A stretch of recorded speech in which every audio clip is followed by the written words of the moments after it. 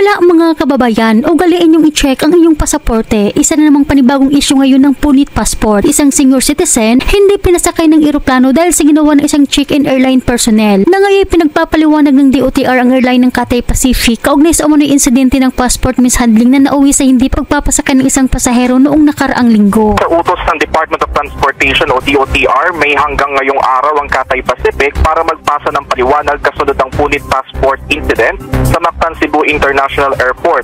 Ayon sa Civil Aeronautics Board, hindi pinayagang makasakay ang pasaherong senior citizen na patungo sanang Dubai noong Abril 24 dahil nakitaan ng punit ang pasaporte nito. Ayon sa pasahero, na punit ng airline staff ang kanyang pasaporte sa check-in process kaya hindi na ito tinanggap sa boarding.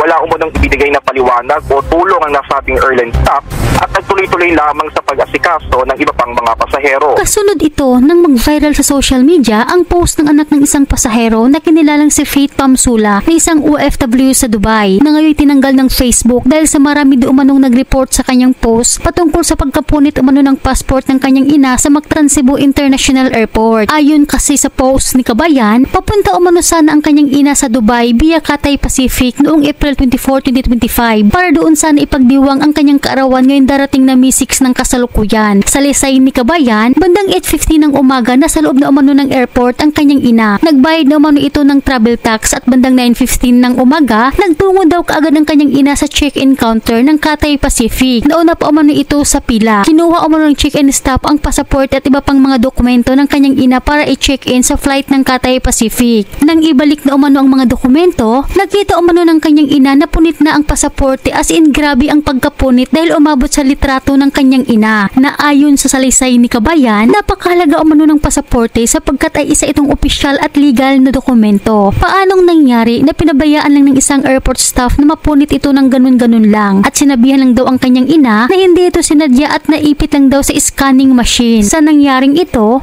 nanghingi ng paumanhin ang check-in staff at nangakong tulungan makakuha ng bagong passport ang kanyang ina. Ngunit ayon kay Kabayan, ang paghingi umano ng paumanhin ay napakadali lamang. Nasabihan lang na tulungan makakuha ulit ng panibagong passport at i-revoke ang ticket. Hindi daw ito tungkol lang sa pagre-revoke ng ticket at magkuha ulit ng panibagong passport. Sapagkat ayon dito sa ating Kabayan, ang nanay umano niya ay 65 years old na at magdidiwang sana ito ng kanyang kaarawan kasama ang kanyang mga anak na hindi niya na nakita ng halos 2 taon na. Nasayang lang umano ang paghahanda ng kanyang ina para sa bakasyong ito. Mga planong paglalakbay at mga pasalubong lahat ay nawala. Kaya nasabi ngayon ni Kabayan, sobrang sakit ang naramdaman ngayon ng kanyang ina. Ang pagkaabala daw nito, trauma at paghihirap ay hindi daw kailanman katanggap-tanggap. Ibinahagi ito ni Kabayan para magkaroon ng kamalayan at kaalaman ang publiko para makapag-ingat ang lahat ng mga manlalakbay patungong ibang bansa. Kaya paalala pong muli mga kababayan, kunan niyo po ng litrato o video ang inyong mga pasaporte at ugaliin niyo pong i-check ng mabuti ang inyong pasaporte lalo na pagkatapos ninyong mag-check-in dahil isasaway po sa reader ng check-in counter ang inyong mga pasaporte. Matatandaan natin, naglabas kamakilan ng bagong pulisiya ang NAIA na bawal nang hawakan ng mga security personnel ang pasaporte ng mga pasahero. Pero hindi sinabi na kasama doon ang immigration at check-in counter staff. Kaya magdubli ingat po kayo, protektahan niyo po ang inyong pasaporte dahil isa ito sa pinaka-importanting susi para makalabas kayo sa Pilipinas. Hanggang dito na lamang po, mag-ingat po kayo palagi kung saan man kayo ngayon.